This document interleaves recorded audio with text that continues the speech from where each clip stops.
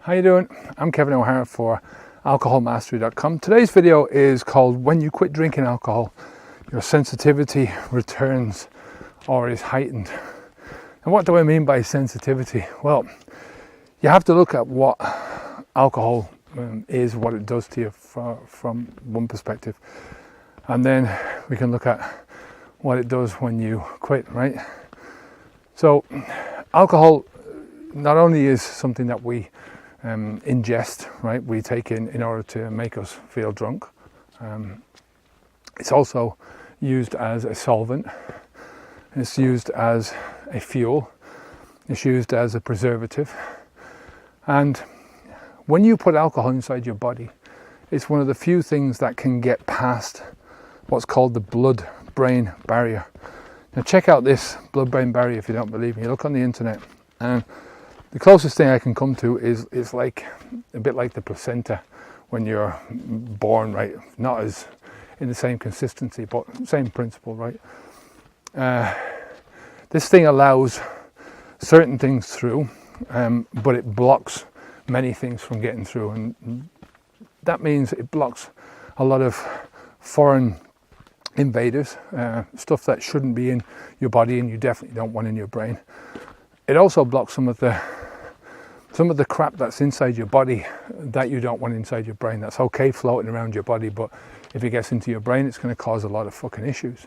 I mean, your brain is one of the most sensitive organs inside, you know, your whole body, right? Without your brain, you're screwed, right? Your brain is the control center of everything, you know.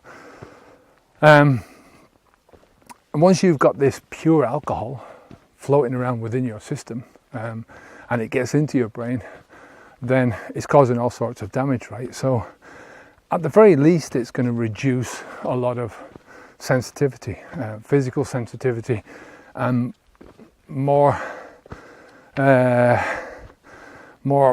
going to reduce your mental sensitivity, right? So your feelings, your emotions, your thinking, all that kind of stuff, right? It just dulls your life, basically. People drink alcohol for the dulling feeling. Well, that dulling feeling is not there to do you any favors. It's not going to disappear once the alcohol wears off and you feel all right. The alcohol is still there.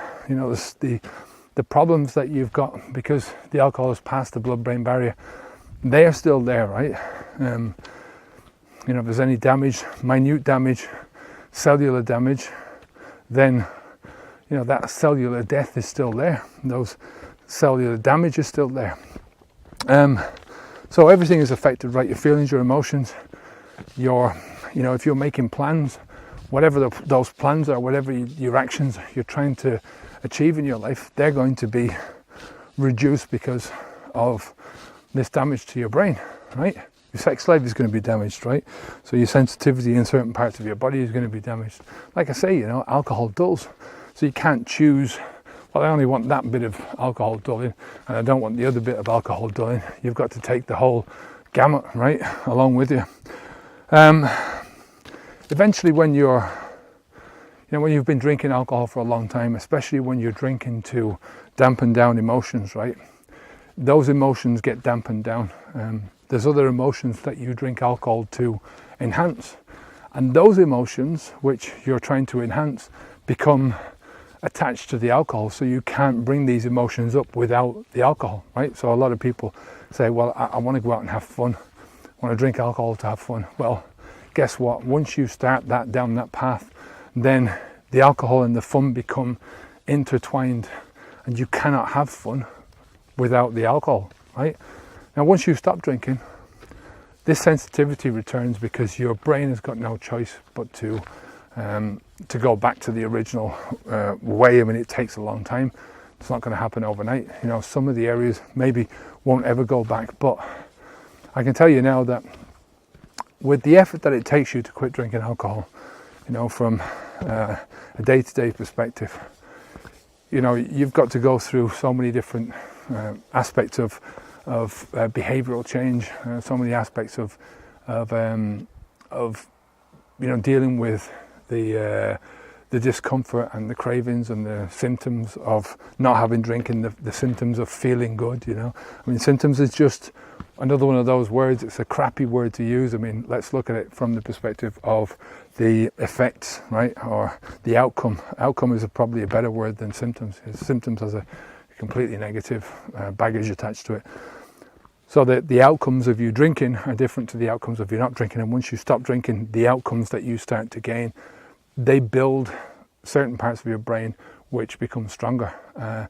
And there's been a lot of research into this now that says that once you do stop drinking and you go through any major habit change in your life, that these parts of your brain become stronger than actually before you even started drinking. So the parts of your brain that become stronger than a person who's never gone through any of this major habit change in their life. So it goes to say as well that your sensitivity is going to return and can be enhanced by this, you know. I mean, you think about it, life is there for living, you know. Life is there for experiencing, you know, especially today in the modern world. You've got so many different experiences that are opened up for you, and all of these things are not only life enhancing, but they enhance your feelings and your moods and your emotions and your thoughts, your mind in general, you know. So I'll leave it there for today. If you have any questions at all, leave them down below. It's normal. If you want some help with quitting drinking alcohol, getting rid of this scourge out of your life, then come on over to alcoholmastery.com. If you come to the first page there's a big button. Press on that button and you'll see a box coming up. Just leave your name and email address and I'll send you out some videos, a couple of video courses and a couple of books on how to get rid of all the bullshit about alcohol, mostly, you know, and how to rebuild some of your ideas about whether alcohol is normal or not, whether, you know, putting alcohol inside your body is a good thing or not, all that kind of stuff. Until next time, I'm Kevin O'Hara for alcoholmastery.com. Take good care of yourself. Keep the alcohol out of your mouth. Onwards and upwards. Take care. Bye bye now.